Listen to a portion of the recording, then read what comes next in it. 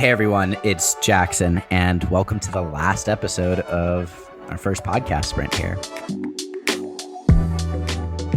When the team at Cabin originally conceived of Campfire, we imagined it as a 12-episode limited series that profiled 10 different DAOs and was bookended by episodes about Cabin. But as we began production on the back half of our season, it seemed as though there was enough of an appetite from you, our listeners, for more episodes and maybe for even different kinds of episodes beyond our original scope. And we really appreciate all of the positive feedback that we've received from our audience, and we're ecstatic that the show's been renewed and we're going to continue beyond these first 12 episodes. So thank you all so much for listening. It means a ton to me personally, as well as to the whole team making the show behind the scenes, like Colin and Ali, Philippe, Sean, Roxine, so many more. The show's not even remotely possible without their hard work. So we're all appreciative of your continued listenership. So the plan is to continue with Campfire, and we will persist with our goal to understand how decentralized organizations achieve these wildly ambitious and creative goals. But we might also explore topics tangential to Cabin's mission to build a city for independent online creators. And to make that happen, we'll take a small production break after today's episode to game plan our editorial strategy and the operational details for the next batch of episodes. And we'll also reflect on what went well, what we could do better. If you do have any feedback, you can DM it to me on Twitter at Jackson Steger, JacksonSteger. Meanwhile, we still have this episode. And after opening the podcast season with an episode about Cabin's origins, we wanted to revisit the Cabin team 4 months later because lots has happened. Perhaps most notably, Cabin has significantly increased our number of regular contributors. So rather than just talking to one singular person about all the different things that Cabin is doing, we thought it might be fun to have a party episode where we do a roundtable with a sample of the many different faces that make up Cabin's growing village. So the rest of this episode is a series of 5 to 10 minute interviews with a few friendly faces to talk about the projects, which we're now calling quests, that they're focused on. This hopefully provides helpful sampling of all the ways in which our 4 guilds, the Placemakers Guild, the Media Guild, the Product Guild, and the Community Guild, are contributing to Cabin's mission. But this is not an exhaustive list of guests. We're missing thoughts and love from tons of our MVPs like Phil, Kati, Caden, Matt, Henry, Vargas, Dave, Shadman, Izzy, so many more. Probably there's tons that I haven't even met, but if you'd like to get to know all of these amazing people, as Kat describes in her segment coming up here, these very wholesome people, just slide into the Cabin Discord and we will help get you situated. If you aren't sure where to find that, just check us out on Twitter at CreatorCabins or by visiting our website at creatorcabins.com. Meanwhile, let's hear first from Kat Dovjenko, a architect, designer, and ex-Googler, about some of the work that she has done to help lead build weeks at Cabin, including making a fully functional sauna. Kat Dovjenko, welcome to Campfire. Thank you. Thanks for having me. For listeners who can't see, I'm currently recording this outside an IT closet in a WeWork, and Kat has totally one-upped me. She's got these big studio headphones on in a quiet room, so Kat is audio goals. Welcome to the show. How are you feeling? Really good. What you don't see is the 2 U-Haul boxes that my laptop is standing on, so makeshift and wonderful. It's going. How are you? I'm doing well. Speaking of makeshift and wonderful, want to talk about build weeks and everything that you and others have helped to spearhead. So we'll talk about your build week specifically, but before we talk about your build week, I'm wondering, can you give the audience, we haven't talked about it on the podcast yet, what is a build week for Cabin? What is a build week? For me, what Build Week was a week where people come together on a physical node, on a physical property, and they do a project. So that project can be kind of anything to do with large build projects. So things like a pergola or sauna, which were the main focus of the past 2 build weeks. Or it can be more of a build week where you're doing a lot of smaller side projects or side quests. So For me, it's really for people to come together that are DAO members, that are interested. It's a really easy way to come together. So it's not something where you have to make your own project or you're doing your own thing and you have a huge deliverable at the end. Really, it's all about just building something together. And you also have time to do your own thing. So it's not just a full week of heavy labor. So love that. You also happened to be at Build Week with one of my best friends and former roommate, Shadman. So I saw all of those great vibes and was very jealous. So Kat, you have an actual architecture background, and I'd be curious to learn just how you, with your background, how did you wind up in the cabin ecosystem? And then when you were at Build Week and you're the one with all of this technical know-how, how did you project manage folks who, because again, I know Shadman, he's not an architect by trade. How do you work with folks who don't have that same technical expertise, but when you're still using all this like crazy equipment, trenchers and chainsaws? Absolutely. I think the first thing to mention is that while I have a bunch of architecture experience, architects, they don't design buildings, they design the blueprints for the buildings. So what happens is there isn't that many, or at least right off the bat from school, that actually do physical building projects. Like it's not something that we do in school. We do a lot of software, we do a lot of drawing, but actually being on site is something that usually happens after someone graduates. So in terms of technical expertise that you mentioned, a lot of that actually isn't really from architecture. It's from being in construction or being in a construction company. And a lot of the stuff that I was doing, while was initially kind of architecture and design, a lot of it on the site, so to speak, was being a foreman. So I think that was something that I had to really learn really quickly. And luckily I had some experience being a foreman, being comfortable with shop equipment, being comfortable with safety procedures, and being comfortable with yelling people, but in a very nice way. So to make sure that they're safe, which is really the big reason.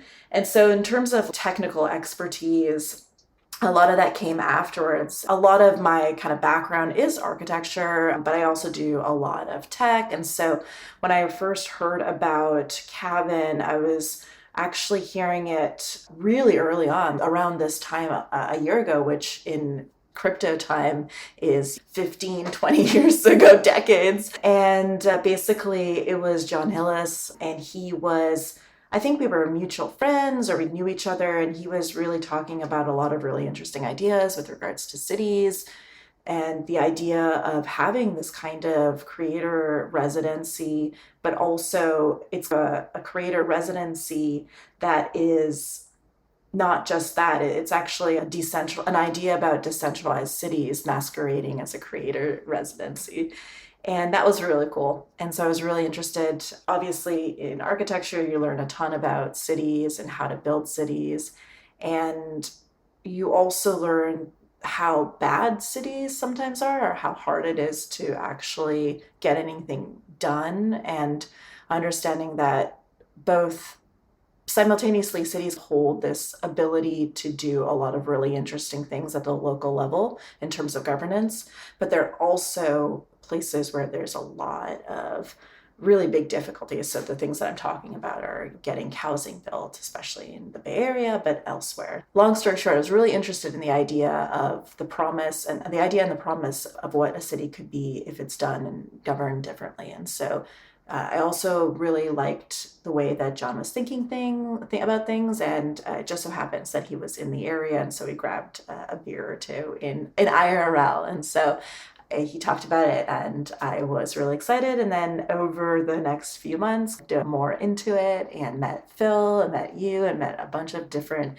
very wholesome and kind characters, which I think is very different, perhaps, than a lot of DAOs, or maybe it's just very different than what people think what crypto is. Everyone has this kind of misconception. So it was really nice to see very kind and thoughtful, but also really efficient and competent people making something. So that's why I got really into it and how I slowly got into it, and wasn't like a huge jump right off the bat. and also how I got all that technical expertise. So that kind of answers a little bit, but I'm happy to dive into the top 10 tips for site superintendent yelling or something like that. I would love exactly that. I've seen a picture from the week where there was a whiteboard or something like that with a bunch of different sticky notes on it. And so just curious what each different day looked like, how you would structure the days such that it could be this balanced build week, and how you were able to empower people like my friend Shadman to be able to contribute to something like this. We were able to have this main project, which I think choosing a main project that was just challenging enough, because it wasn't just Asana. We did a lot of path works. We had to do a lot of earth work, moving things and having a pad to put the Asana on. And I think the combination of right from the get-go choosing a project that was doable but also challenge was a good thing, and it's not an easy thing to do, to figure what that looks like. And then the other thing that we did was we chose a project where we could use the thing in the end. So there was a lot of people that were really just satisfied with their work because they were able to use the sauna at the end. And that last day where we were able to actually use it, it's really great. Thank you so much for joining Campfire, and hope we can have you back again soon. I hope as a co-host, but it seems like that might be months or years away. I'll keep dreaming though. Keep dreaming. I'm really excited to see where it goes. Happy birthday. Happy birthday, Kevin. Kat and I went on to talk about the process of building infrastructure for a decentralized city for another 15, almost 20 minutes. But for the sake of time, we're going to keep this episode moving. For more on Build Week, stay tuned. We talk to Charlie in about 20 minutes from now. Meanwhile, I want to bring on the always wise Roxine Kee, who leads Cabin's Media Guild and was a huge part of getting this podcast off the ground. Roxine, welcome to Campfire. Thank you. I'm so excited to be here. So, Roxine, I would love to just start by understanding what is the editorial direction of Cabin's media, both written and otherwise. So with Cabin in general, we want to be building the decentralized city in the long term, but in the short term, at least this year, possibly next year as well, it's about being the embassy for DAOs. And for us, that means, for the Media Guild, that means being the place where DAO operators come to level up their skill set, or for new folks who are trying to build communities, trying to break into Web3, this is where they can get their first bounties. This is where they can learn how to do that very tactically. So I guess editorial standpoint, we have two main series that goes through. On top of the wonderful podcast, of course, is the How to DAO and the How We DAO series. So How to DAO is very declarative of teaching folks how exactly do we do things, for example, conflict resolution, leadership, onboarding. And then How We DAO is more building Cabin in public. How do we think about certain things? How have we wrestled with compensation? How have we thought about structuring our guilds, our fellowships, which we can talk about later. So those are the two main things. Awesome. I'm curious, when we think about those two goals for Cabin's media outlet, this idea that we're thought leaders in this space for other DAOs, what are the operations of how you find and cultivate great writers such that we are producing leading thoughts? I think we got lucky there because Cabin was very early and did attract some folks who just got into Web3 at that time early on, but now they're actually experts and thought leaders from experience, not just from book knowledge. So we have Jon and we have Rafa, who write a lot of our How We DAO content. Rafa writes a lot of our How We DAO content, and it's based on his experience on like working with Cabin and also now working with Mirror. So there's not a lot of cultivation of thought leaders within Cabin, I would say, but people do like our blog and people do come in and say, I would like to write for Cabin on this specific topic. And then we give them the tools, give them the editors, give them the designers to go off and do their thing. Awesome. So you have a content marketing background. I'm curious, do you notice any distinctions between a like traditional content marketing shop versus certain advantages that we might have writing in a Web3 world, disadvantages too, if you notice? Off the bat, I can think of one advantage, one disadvantage. The one advantage is that content marketing writing for Google search algorithms is very competitive. There's already a lot of content marketing agencies who are doing the same tactics, using the same software, trying to get any small edge they can get over the next article, over the next website or competition.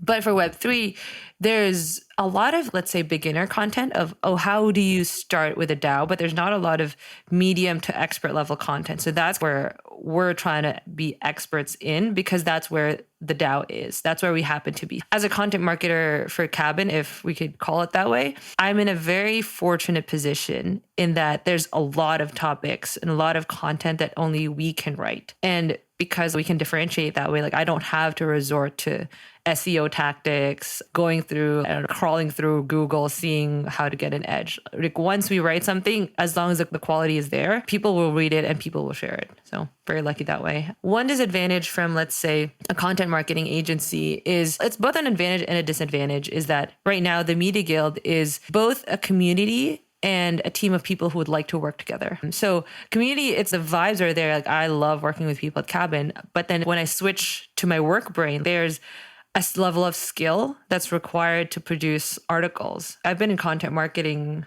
since 2018, 2017 at least. And I've written probably 1 million words at this point, hundreds of articles for other people.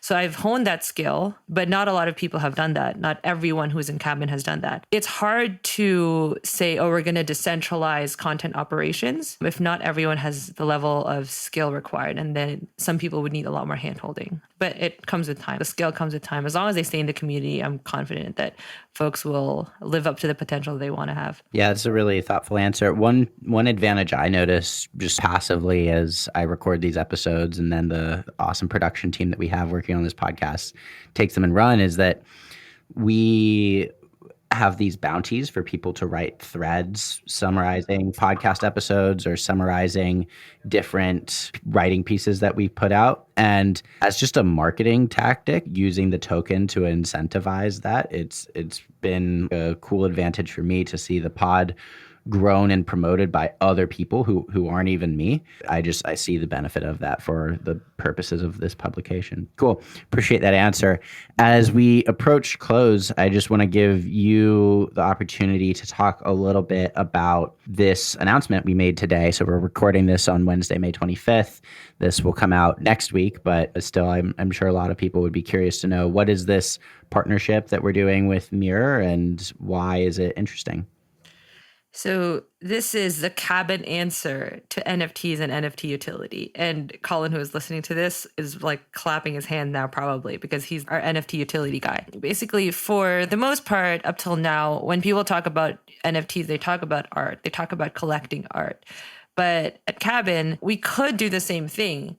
But because we have that knowledge that we talked about before, we can actually add utility, educational utility to the articles that we write. So it's very native to Cabin based on the editorial stuff that we write and also what we can put out there because of the kind of contributors we have. So for the NFTs that we minted today, there's two kinds. The first is 5 out of 5, more limited edition. There's 100 out of 100. So those are cheaper, but they're more accessible for folks. Folks who mint the 5 out of 5 will attend a workshop from that article run by Jon, by Zakk, by the Community Guild, or by Rafa. And those 5 folks who mint it will be able to attend live. The folks who mint the article, the 100 edition of the article, then they'll get the recordings for that. So this is an initial experiment into ways we can use NFTs to add value to folks who mint it beyond just the art, because the art is really great, but to reach a wider audience and for people to say, okay, this makes financial and business sense. And so that we can also give liquidity to our contributors who do write these articles. We're testing out having these workshops as well. Awesome. It's exciting. One quick rapid fire question to take us out. Of all the articles that we've published, do you have a favorite? It's a pretty esoteric one. It's actually the announcement for our roadmap for 2022. I just think that is a good combination of tactical, okay, this is what we're going to do in 2022, but also very Cabin philosophical of what is the strategy, what is the mindset behind the tactics. And the cool thing about that is we are ahead of the roadmap, which is, we can't really say that for a lot of other roadmaps in other organizations. And it's also something we continue to refer to. So it's not just a static document that we wrote it and we never use it again, but it's something that we continue to refer to in the articles that we published after that. Yeah, it's been a great resource for people to understand where Cabin is right now and where Cabin could be heading into the future as well. Awesome. Well, appreciate, Roxine, how you always push us to fulfill one of Cabin's most native values, which is to build in public. So excited to watch you and all of us keep doing that. And thanks for joining the show that you helped us start. Yeah, thank you. And really appreciate all the work that everyone did to put season 1 of the podcast together. And I'm looking forward to season 2. Our next guest, Jon Dean Keiles, is a real estate agent and investor by trade who co-stewards our community guild and is also helping to lead our Hopes and Dreams initiative within the Placemakers Guild. Perhaps most importantly, DJ JD curates the music for all of our weekly calls and gatherings. DJ Jon Dean, welcome to Campfire. How's it going, my friend? It's going great, Jackson. How you doing today? Like I mentioned before we hit record, pretty sleepy, pretty happy. All things considered, excited to have you on a podcast for listeners. They should know that you and I are pretty good friends, and it's cool to be able to have this opportunity to collaborate a little bit professionally. I want to start with your role. You are one of the co-stewards of our community guild. What does that mean? Yeah, so myself, along with Chalice, are stewarding the community guild. Here at Cabin, we self-organize in guilds. And the community guild is really the cultural backbone of the DAO. We focus on onboarding, and that's certainly a big piece, but we also drive other aspects of the community, like the more larger thematic and programmatic elements of the virtual and in real life Cabin experience. You mentioned these programmatic pieces. At Cabin, we organize by season, like a fiscal quarter, 3 months at a time. And this season, you've punctuated the programming with 3 distinct weeks spread out throughout the season where there's extra programming on top of some of the regular programming. So I guess first, you just mention what some of that regular programming is that happens every week. And then can you elaborate as to the 3 different special weeks that we've had this season and will have? Yeah, for sure. Of course, our guilds meet weekly. Different project teams meet weekly. For example, our NFT passports team, they have a weekly call. Our community has weekly calls. So every Monday, 12:30 p.m. Eastern, we have our community weekly, which is our weekly strategy and updates call. And then every Friday, we have our community Campfire, which is a laid-back community gathering. It's a place for community members to hop on, close out those tabs, enjoy a nice Friday kickback, and not focus too much on productivity. We really are a community of creators, so it's a space where people can share projects they're working on, things that are exciting them, and just really a nice laid-back call, because here at Cabin, we definitely like to get shit done, but we definitely are all about the vibes as well. Those are our weekly calls, but we're augmenting our programming over the last few months, which what we're calling balance and focus weeks. And these are our weeks throughout the season where we're just diving a little bit deeper on some of the topics we're excited about. So, for example, this season in spring 22, we had our first ever wellness week. We had yoga and meditations and grounding sessions and breathing sessions and workouts. And it was just really great opportunity to rethink how we work, how we live, how we collaborate and create together. So that was a really great week. We also just wrapped up our Future of Work week, where we were rethinking what the traditional 5-day work week looks like. We actually condensed the week into just 3 days, Tuesday, Wednesday, Thursday. It was a really awesome week where we celebrated Cabin's first birthday. We also had a really great Twitter Spaces conversation on the future of work and thinking differently. And one of the things that excites me most about Cabin is we're looking at the future in a different way than I think most organizations and individuals are operating. We see that the future of work is changing, the future of housing, and just the future of life is changing. And I think that looks a little bit differently. It's less driven by corporate profits and a more holistic experience where community members feel valued, they feel balanced, grounded. And it was a really great week. We started every morning with a meditation. We had an afternoon grounding session every day. So we're thinking on a macro level about what does that look like, but we're also challenging our community members to think differently about what is the perfect day that works for you in today's world.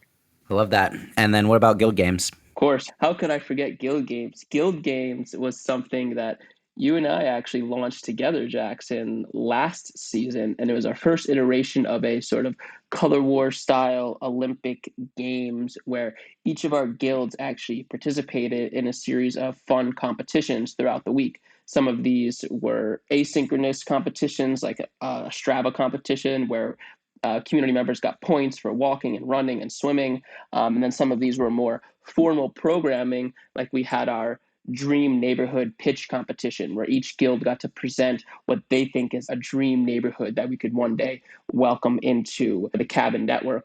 To no surprise, the Placemakers Guild won that competition, and it was really great because it really challenged us to think outside the box about, if we could start any neighborhood in the world from scratch, what would that neighborhood have? So we're very excited to bring back Guild Games again for version 2, continue to iterate on more ways we can have fun in the DAO. I love it.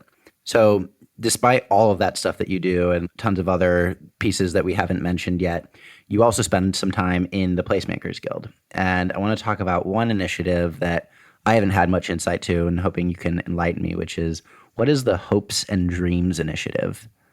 The Hopes and Dreams Initiative is really awesome focus of Cabin right now. I wouldn't say it's our main path we're walking down and building our decentralized city, but it's a side trail on our hiking journey. And that side trail is really tackling the question of how do we help our community members take their hopes and dreams of these amazing, unique real estate projects and actually bring them to reality. Every day we have people reach out saying, oh, I have this cool space in Mexico, or I have this property in Costa Rica, or hey, big energy in Portugal. I have a few friends that I want to buy a property with. How do I do that? So we're building a team to think intentionally about what resources can our community provide to help people take their dreams from 0 to 1. So I want to talk about your hopes and dreams. And for the audience, JD is a self-proclaimed real estate and urban planning nerd. We actually met because he was my real estate agent a while ago in Philadelphia. And given your background in that area, I'm curious, if you could design any neighborhood, what would it look like? What are some of the elements that we talk about within Cabin that really inspire you, that get you excited, and might contribute to a future property that you help to steward? Wow. Great question, Jackson. It's something I actually lay up at night thinking about, scribbling in my journal about what is the property of the future? What do people need? And I think it starts by tackling what are people's basic needs as humans. And I think those are, of course, water, clean air, shelter, food.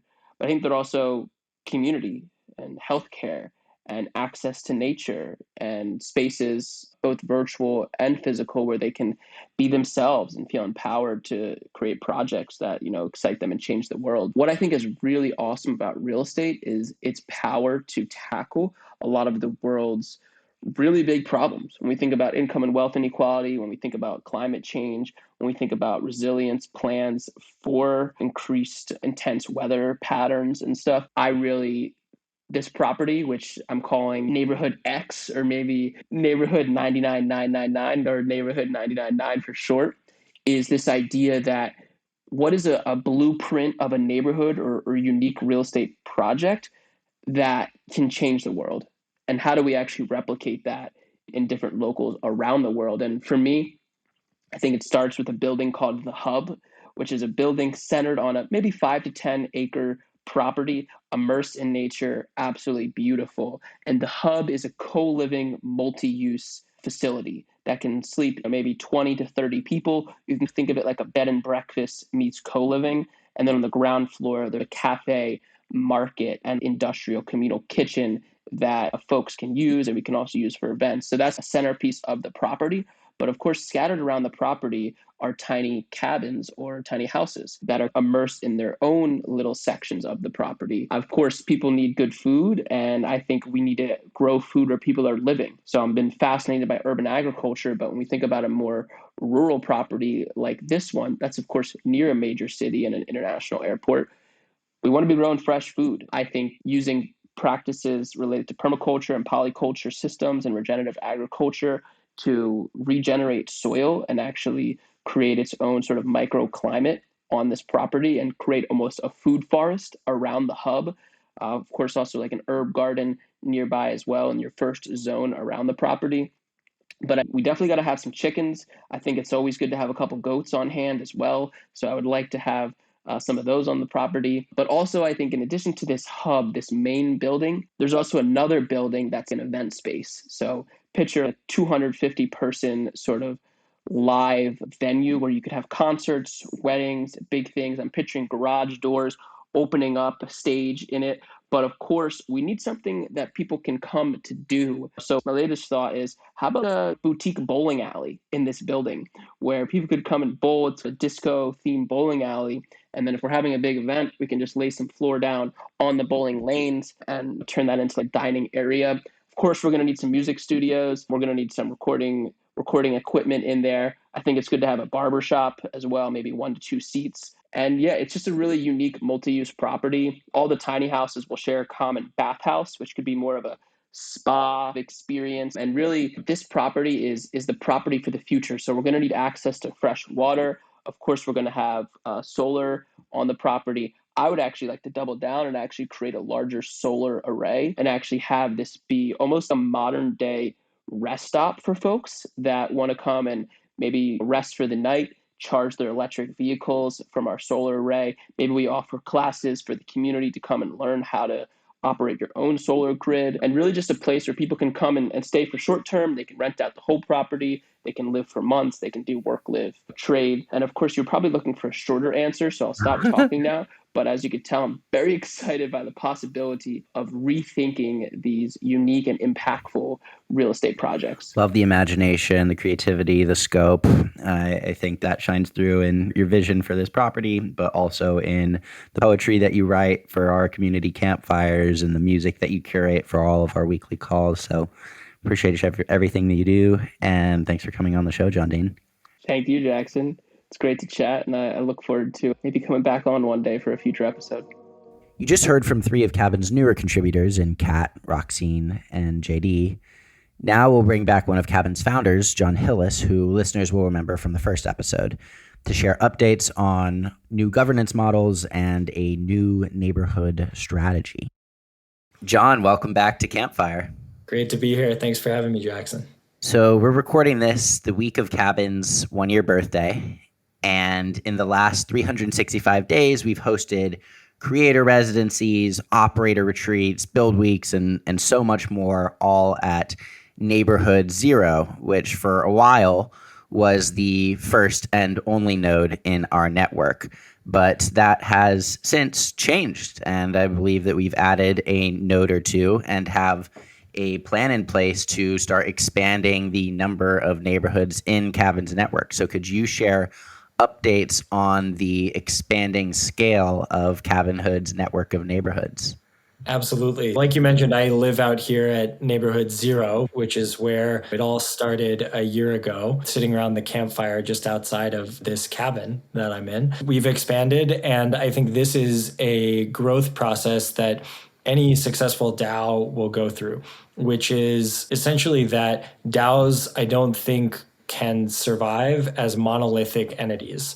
And I think that any DAO that scales necessarily has to become a constellation of smaller organizations in order to continue to effectively operate and self-govern. And we're going through that process. And one way that we're going through that process is by adding more neighborhoods to our decentralized city. So as you mentioned, we've added a couple recently over the past few weeks. We've expanded from our original location here at Neighborhood Zero to Montaya Base Camp in the Eastern Sierras of California, as well as Rad Co-Living Community in Oakland.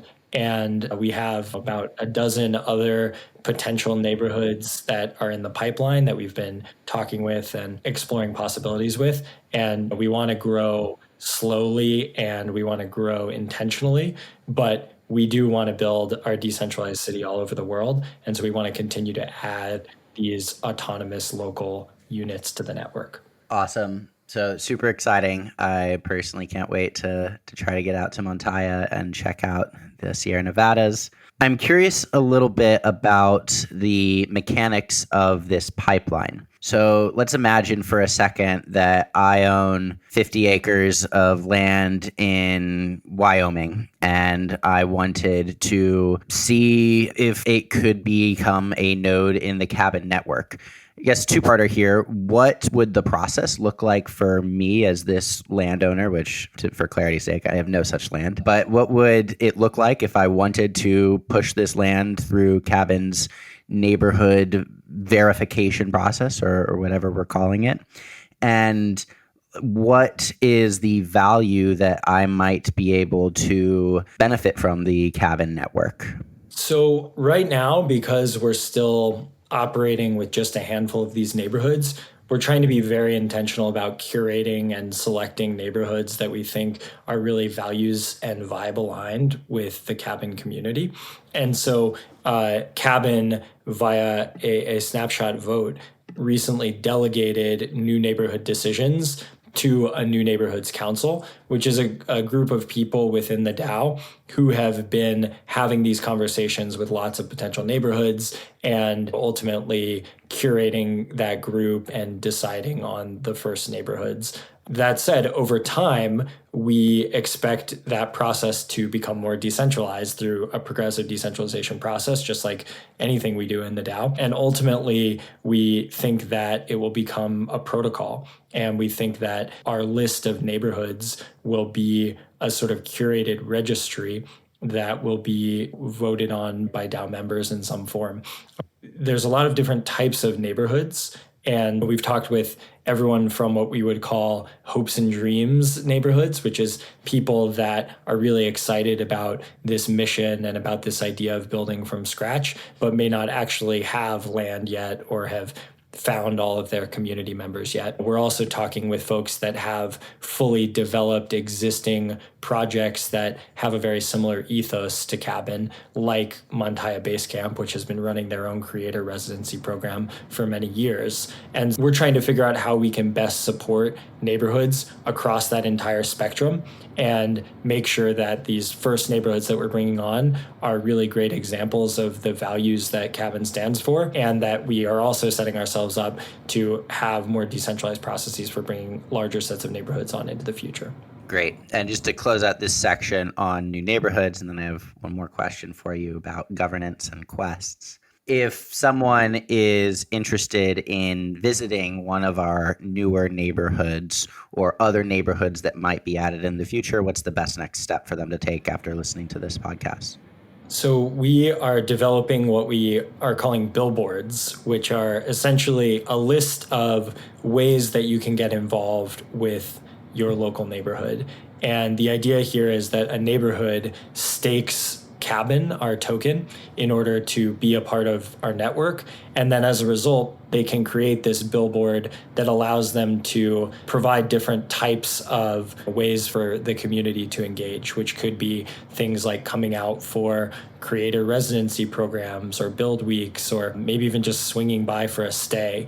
At Neighborhood Zero on our billboard, for instance, one of the benefits for very large holders of the Cabin token is that they can just come crash at Lauren and my house. So we want these to be reciprocal opportunities that are across the Cabin network for members of the community. And we want each neighborhood to have the autonomy and independence to decide exactly what those look like. Awesome.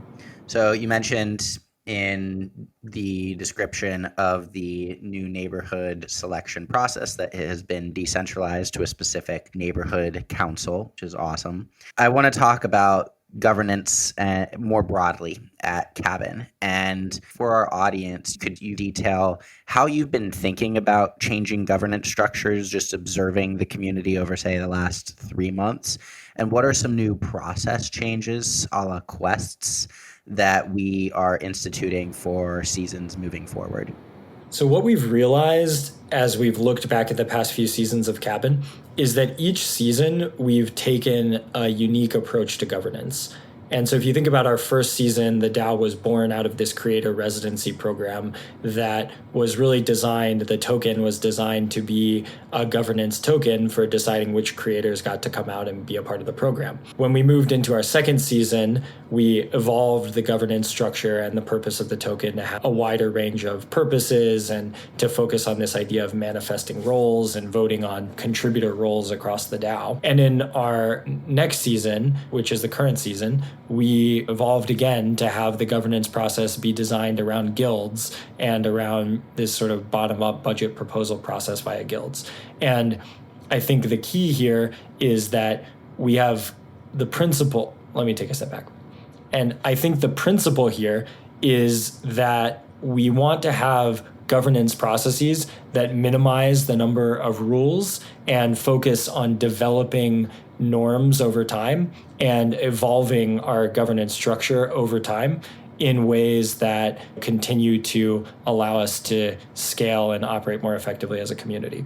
So right now, for this next season, we are about to put up a meta governance proposal to change how we do governance once again. And for this next season, what that looks like is a structure by which we formalize the role of the city council, which will set objectives and budget allocations for the season, and then allow anyone within the DAO to form a fellowship, propose a quest in order to help contribute to accomplishing those objectives. Awesome. Can't wait to see all of it. Thanks for joining around this virtual campfire. Can't wait till I'm back around your physical campfire sometime soon. Great to be here with you, Jackson, and looking forward to being together IRL soon. To those of you who are waiting to hear more about Build Weeks, wait no more, here is engineer Charlie Frise on how he led a Build Week for designing a pergola, as well as details about a larger, exciting project that he has planned for the fall. Charlie Frise, welcome to Campfire. Thanks for having me, Jackson. I'm so excited. So right before we pressed record, you were telling me about what you might be getting up to at the cabins come this September. So we'll talk about Build Weeks in a second, but we've already had a little context from Kat. I would love to hear what you're hoping to do at the cabins in September and how you think it is aligned with cabins' interests. Sweet. Okay, yeah. So come September to December, I'm going to be staying at Neighborhood Zero, whether that is in the actual cabin or in a tent so that we can keep the cabin open for occupancy. We'll see. I'm good with either. But basically, I'm going to be staying at Node Zero and I'm going to be expanding its housing capacity. So I'm going to be building 2 shed rooms, which we're also calling shrooms right now. And those are exactly how they sound, which is just a shed that's been turned into a room. So also known as an additional dwelling unit, an ADU. And then alongside that, a bathhouse. Currently, right now, the only way to use the washroom at Neighborhood Zero is to go in through somebody's room. So you got to ask permission and stuff. So if you're just visiting publicly, we need a public bath or a public washroom. But then also for those shed rooms, they're not going to have their own washroom. So like they're going to be using that public bathhouse. So the fact that you have a rich engineering background, I think, is super clutch for the cabin community and for those exact purposes of coming and building things. Those ADUs, those sound really obvious, shelter-oriented components to the property at Neighborhood Zero.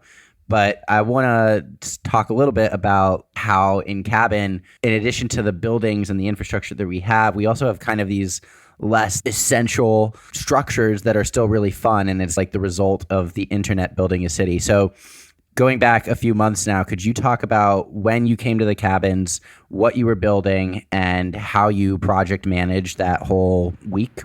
Yeah, this is all the way back in April, I believe. I flew out to Texas. I'm from Toronto, so I'd never been there before. And met with 6 or 7 other people in the internet who I also haven't met in person before. And then we all bound together and built a pergola, which is on top of a patio with a fireplace in the middle. So we were shooting pretty high, but then we got it done in great time. We worked so hard, and it was really amazing to see what happened when a bunch of strangers on the internet came together around a common goal. And it was so fun to lead too, because this was Cabin's first build week. This was something that we were experimenting with. And I was given my background in architectural engineering, and then I also have a company that designs and builds backyard offices. I felt that that I was ready for the challenge. And so to prepare for it, basically there was some discussion with the community.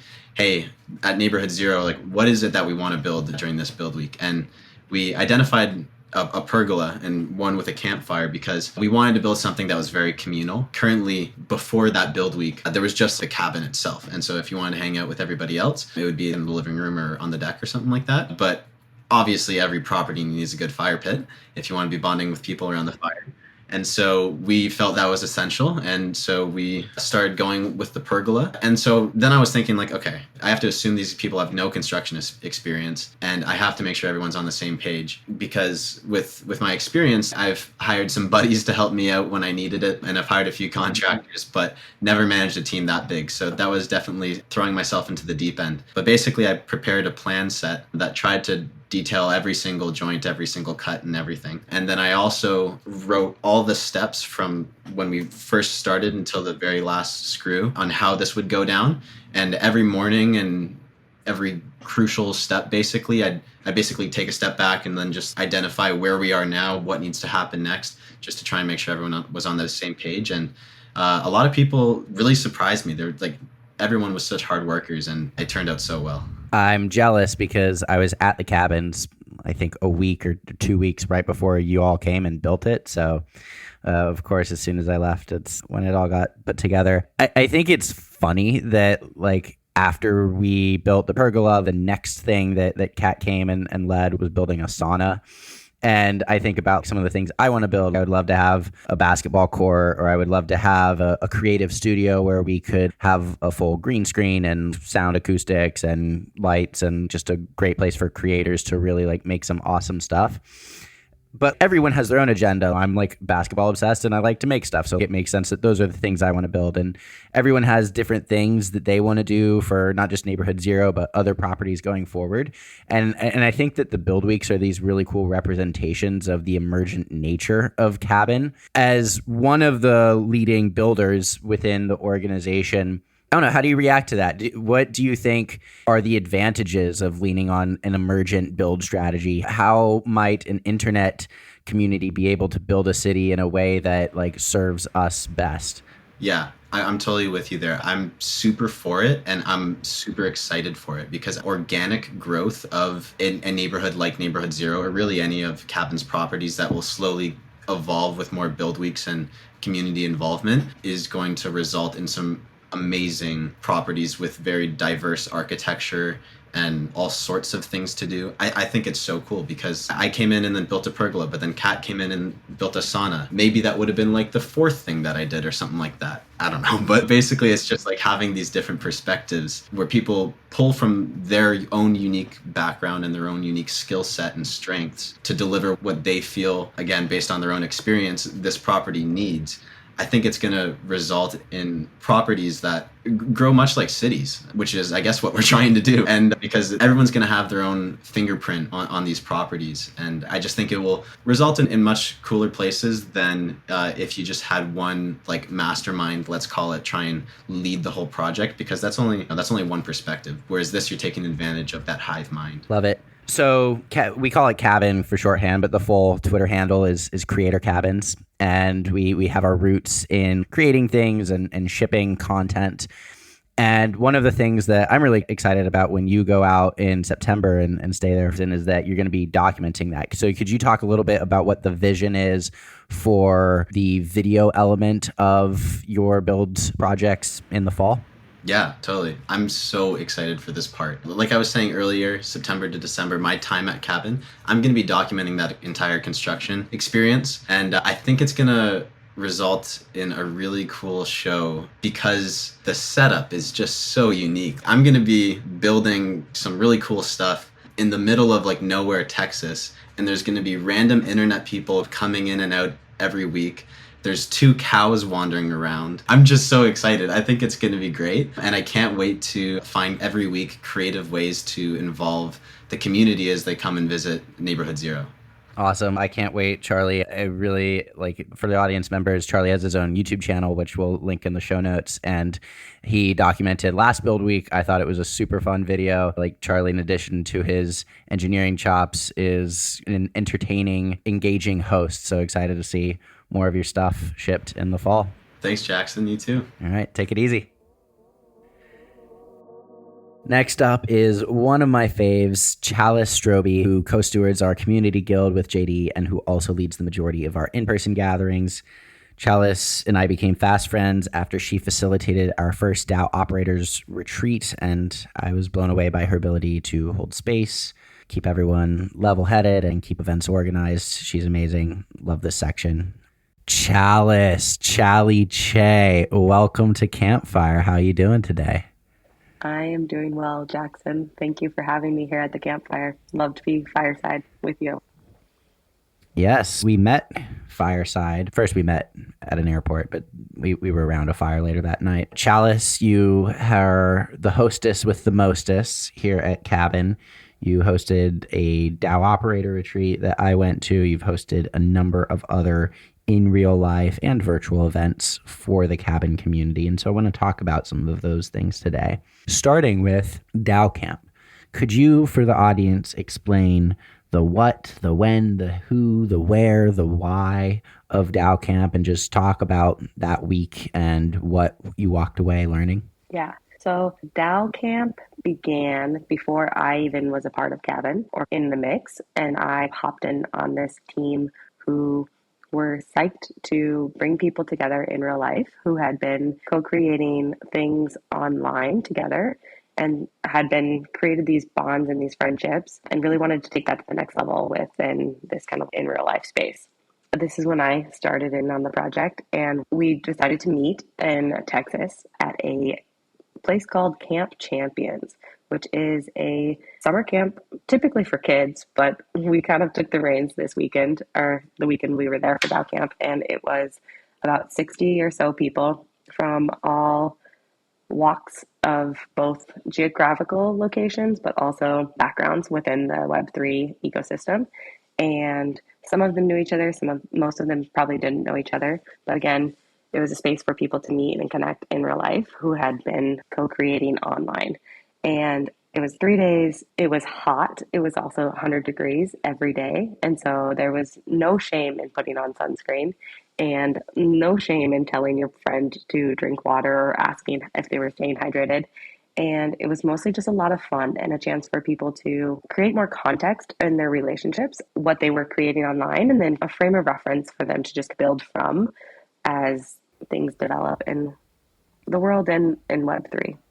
As the DAO's resident albino, I will say that there's never any shame in asking your friends for some sunscreen. We had plenty of sunscreen. I'm glad. It makes it more inviting for someone like me. I want to talk, given all of the heat and the elements of nature upon you, I assume you're gathering indoors for much of the day. And what were you doing? Give us a few examples of some of the sessions that were happening at DAO Camp. Plot twist, we were actually only indoors for maybe a quarter of the day. And that was at the heart of it, was taking people out of the elements that they were used to. And so all these people have created really great reputations and just identities online. And it brought us back to this kind of fundamental thing that humans can't escape, is this physical presence in our bodies. So we all had to kind of deal with these elements, the heat, the dryness, being tired from traveling from who knows where, and just bonding in those moments. And there was beautiful facilitation by a group of people, David Ehrlichman, Zakk Anderson, Jon Hillis, Julie Lipton, and I, and Ben Hinman all got together and planned this thing. And a lot of it was like, why are we here? What are we working towards? And what do we need to do to work towards this kind of greater vision, to have this impact that we want to have on the world that we're all coexisting in and co-creating? So, Chalice, I hear there was a lazy river at DAO Camp, and I hear between the lazy river and the slides that there was a lot of play. And can you talk about the importance of play in this space and in work more broadly? Why is it important for us to play together? I think play is often an overlooked aspect of the work that we do, and both personal work, but also professional work. And play, as I see it, offers this opportunity to fail, and that it lessens this identity that you have to find, or not that you find, but that you experience within that failure. That was something that the camp facilitators, camp counselors, we call them, leaned hard into, of like creating space for failure and it not to be a defining moment, but also an impactful moment that can help define the future. And so play was a wonderful aspect in that, because it shifted people's mindset to be able to be like, oh, this is for fun. And when things are for fun, aka play, then you're more likely and more open to the outcomes and the various forms that they take. Mm-hmm. That's awesome. Again, jealous that I wasn't there. We did, for the record, we did fail at the lazy river, technically, because we, one, didn't get the whirlpool that we were trying to achieve in this first notion of it. But I think we ultimately won. We failed, but we won because of just the pure joy that was riddled through camp. Everybody was so happy. I'm glad you were happy. I also feel like you told me that just to further put salt in the wound that I wasn't there. What was the point of that? Yeah. You had so much fun without I think me. you would have added to the fun, for the record. Thanks, Chalice. I would have brought my own sunscreen too. So to take us out then, you've hosted DAO Camp, you've hosted now multiple retreats, you've helped train other hosts. You are just proving that you're quite excellent at holding space. And I'm curious, how does holding space change between online Zoom or Discord meetings and in real life? What's fundamentally different about the skill set of hosting, or just the vibe more generally? I think hosting can happen and does happen both online and in person. And I think the main difference that I notice with in person versus online is this kind of like physical presence that doesn't always translate via screen or kind of text. And so I think when you're hosting, you're mostly gathering people. And when you're gathering people, you're facilitating the space for connection to happen and a collective thought to emerge. And when you can do that in person, I think of it as there's a presence in the space that's not obvious. And so it's like room for spontaneity. And so that tends to happen more frequently in person rather than online. Hell yeah. Thanks for everything you do, Chalice. Thanks for joining the show. Yeah. Thanks for having me, Jackson. Zakk is our product guild lead and facilitator of the guilds, who also joined us in the first episode of this podcast. He comes back to share updates on the software stack powering our decentralized city, as well as how the cabin token is gaining utility, even in this bear market. Zakk, welcome back to Campfire. It's been a minute. It has, yeah. Thank you. I'm really excited to be back here. So, want to talk about two things with you today. First, just on the product side. So last time we had you on, we were very much talking about the origin story of Cabin and vision and mission and stuff like that. Part of your role, though, is leading our product guild. And I was wondering if you could just give the audience a sense of what that means, what the different products are, and where they are in terms of timeline to being released. Okay, our product guild is where we build the infrastructure, digital infrastructure for the DAO that we're building and the decentralized city that we're building.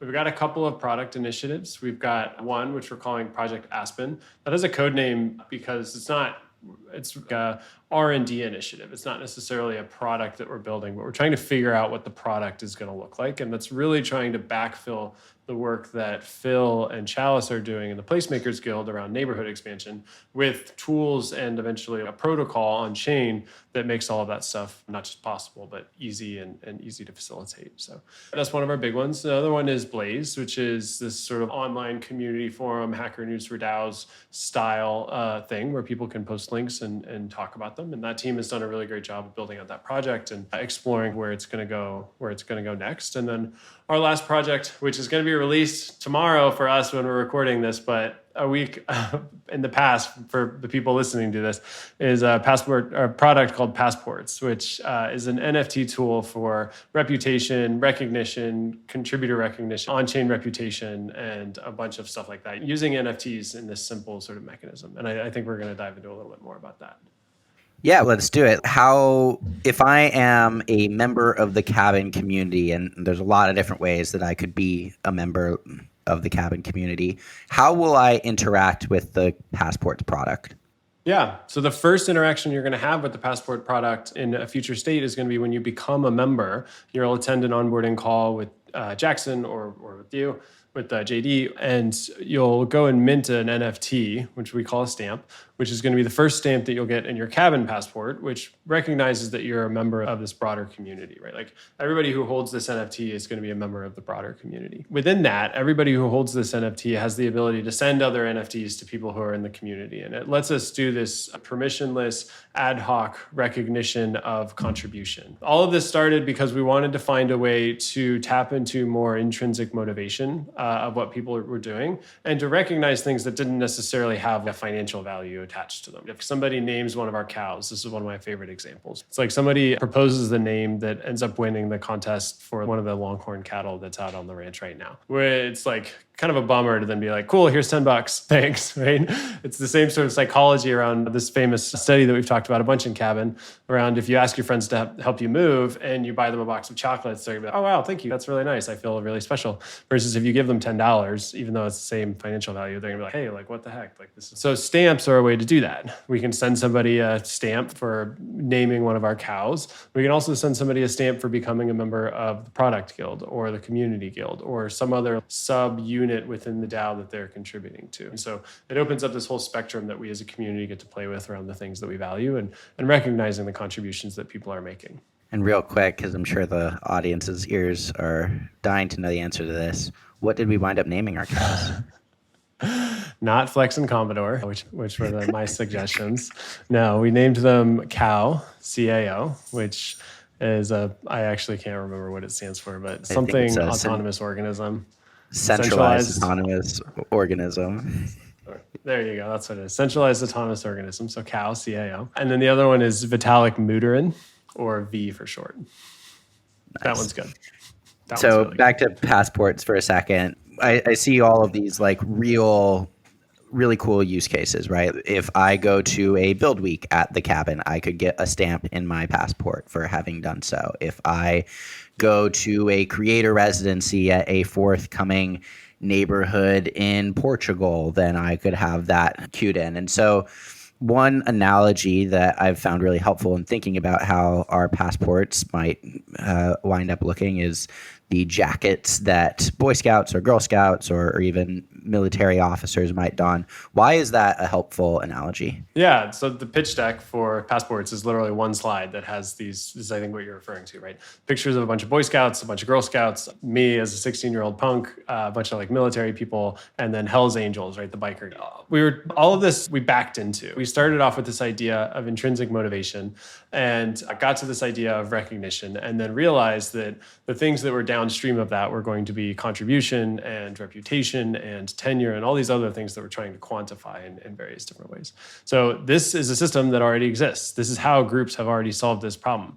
If you want to become a member of a Hell's Angels, I don't know what the process is because I'm not in a biker gang, but there's some sort of onboarding process effectively at the end of which they give you a jacket that has a Hell's Angels patch on the back. I know this because it's in the pictures, but like I said, I'm not in a biker gang. That's the same with Boy Scouts, and it's the same with Girl Scouts, and it's the same with the military. They give you this thing that has your first patch on it, and that patch represents membership in the entire group. And then oftentimes it often comes with, for really big groups, comes with additional patches that represent membership in different subgroups, right? In the Boy Scouts, you're a member of the Boy Scouts and you're a member of your troop. My troop was Troop 32 growing up. And so you have patches to represent that. As you contribute to the organization, as you attend different things in the organization or pick up different skills that are valuable to the organization, you get patches that represent those things. And so, for instance, if you're a member of Hell's Angels, you go on these rides every year where you ride your motorcycle from, I don't know, up and down California or something. And it's this yearly thing that the gang does together every year. And every year there's a new patch. And everybody who attends gets a patch to recognize that they went. I'm surprised that you're laughing. I realize I know a lot about Hell's Angels here. Yeah, we got to have them on the podcast. I'm not part of Yeah, that's exactly right. I'm sure they all have a lot of things to say about communities and DAOs and decentralized organizations. But you get these patches that represent a ride each year. And then when you're looking at somebody, you can see, oh, they've attended 8 rides. That means they've been a member of a valuable contributor to this organization for 8 years. So it's this patch that on its own is just some felt, right? But the meaning of it is derived and applied by the organization, by the community itself. And in this particular case, you get things like reputation, you get contribution, and you get tenure, which are otherwise very hard things to represent. And so what Passports is effectively trying to accomplish is take that idea of these patches. Another example is stickers on your water bottle or stickers on your laptop. And take that idea that we're already doing as a group of people or the communities are already doing all over the place and bring that on chain and just implement that in a way for communities that are DAOs like us that are on chain. Awesome. And then real quick, because I've got another question I want to ask you too, but there's a physical component to our Passport product, right? Could you just detail that in its current state? Yeah, absolutely. So at the moment, we're handing out these Passport cards, which is a chip-embedded card with the form factor of a credit card. It fits in your wallet. It's about the size of a credit card. And it has a wallet on it. And so what we can do, is when you become a member of Cabin, for instance, you have this profile that's holding all of your stamps. And it'll have your Cabin DAO member stamp. It'll have your Community Guild member stamp. It'll have your Build Week stamp. It'll have your DAO Camp stamp, etc. And all of these are not only attached to your wallet, the one that you use in MetaMask to navigate the internet as it is, they'll also be on this physical card that you'll eventually be able to order or that we'll send to you. And for instance, we can do a couple of things, both digitally and in the real world, that are really cool. One of which is, let's say we're hosting a build week and we need somebody to actually run it. Let's token gate that in some way to people who've attended a build week before or people who've attended maybe 3 build weeks. Now we can look up who has 3 build week stamps and let's okay, those are the people who we're going to pull from in order to host. Or if you're going to apply to be a host, we're going to look for at least 3 build week stamps so that you've participated in at least 3 build weeks. Similarly, let's host a party at NFT NYC, which is a conference that's coming up. Membership means, or attendance means, coming to the party means that you are a member of Cabin. So you've got that Cabin member card, stamp on your card. And so we'll scan that. And if you're a member, you can come in. Or that you've bought a ticket. And so if you're a member of Cabin, you can come in for free. If you're not a member of Cabin, we're just asking you to buy a ticket and then you can come in. And it's a way for us to token gate actual real world stuff by scanning this card. It's awesome. Cool. Yeah. So love the utility coming out of the Passports project and want to keep the conversation on utility. So one thing that I think Cabin has done a really good job of in respect to other crypto projects out there is that we maintain focus on the mission of building a decentralized city for independent online creators without an obsession over price. That being said, as we've started to grow, we have also acknowledged that we need for our token to have increased utility for our members. Can you detail the different ways in which we're thinking about how the Cabin token can gain utility with each passing day? Yeah, absolutely. So we're thinking about this across the DAO. Every guild, every person on the city council is thinking about this and thinking about ways to contribute to the utility of our token. Right now, it's primarily governance and membership. So you hold the token, that makes you a member of the DAO. That means that you can vote on proposals that go up to the DAO. We've got 2 really big ones coming up, one on quests, one on guilds. In order to vote on those, you'll need to hold Cabin, which makes you a member, and then each token gives you a vote. That's my first token utility, right? That's level. As a community, in order to build this thing and have it be something that is self-sustaining, we've got to add a bunch of uses for that token, for Cabin, the token itself.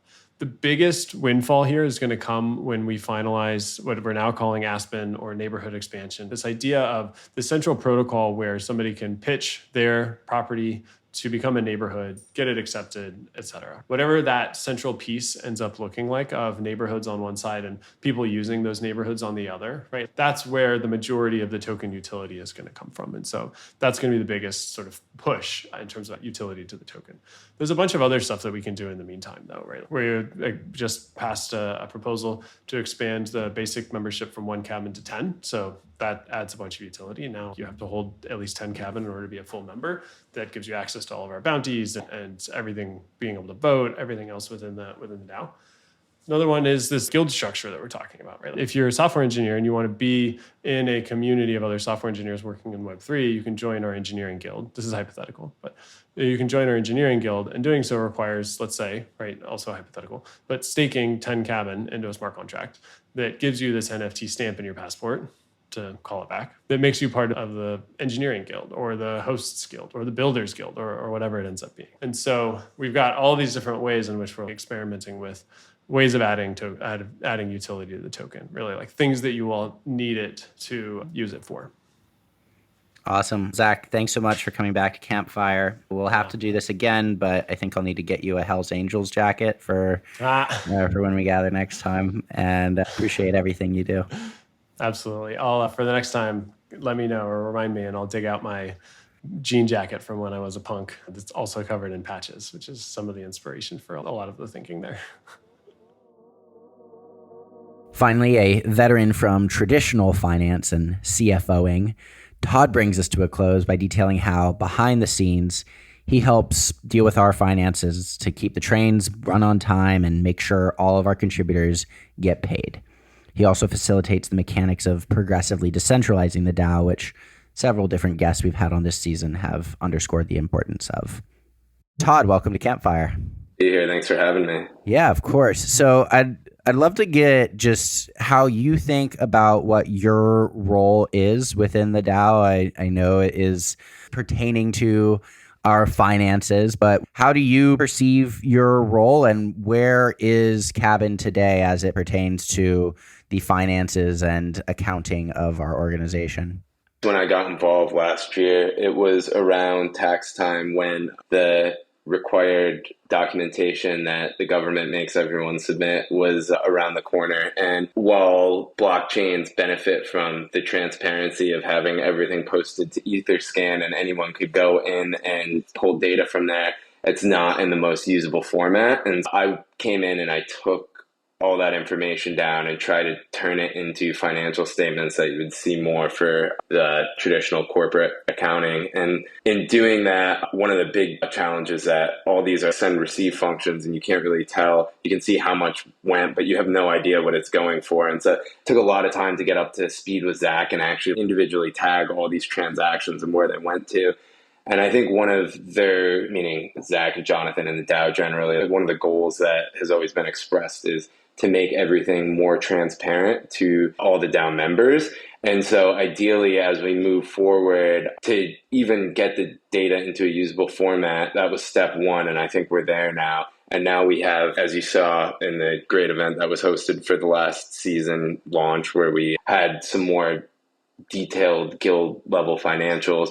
I think the goal is to get that on a more recurring basis so we can see how we're tracking the budget and see what the burn rate and all these statistics are that everyone would like to see, and make that so it's something that's visible to everyone and usable. And I think there's some other things we'd like to do too, but yeah, that's been where we've gotten to today. That's been the challenge. Got it. Yeah, I love the idea of a live dashboard. I think that tons of organizations, not just DAOs, would benefit from that kind of transparency and real-time updates. So it's cool to know that's a present/future state goal. I do want to keep the conversation in this future-oriented mindset, because I know that one of the goals of Cabin is to start progressively decentralizing the DAO. I'm curious your operational involvement is that. Like, how are you helping to facilitate the goals, and what is the purpose of that progressive decentralization, especially through a financial lens?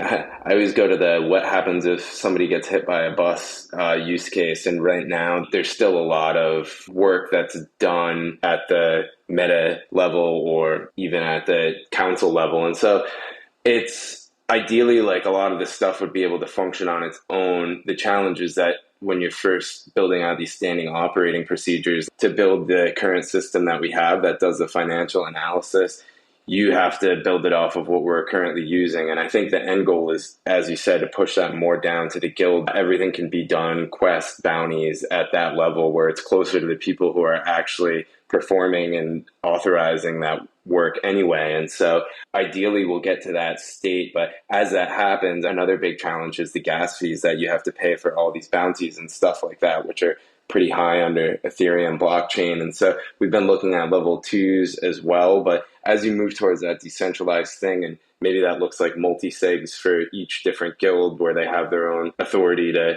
do payments within their budget that's approved for the year and stuff like that. As we move towards that, and as we move towards layer 2s, everything that we've already built for the financial statements and stuff like that is now going to be changed, and it's going to be split up from one wallet to multiple wallets. And so the challenge is actually implementing that stuff and keeping the rest of the analysis that you're trying to do as well up to speed. It's a lot of balls to juggle, but I think hopefully this season, it's still been a bit of a learning curve getting up to speed with everything, but that's the goal, is to get that stuff implemented.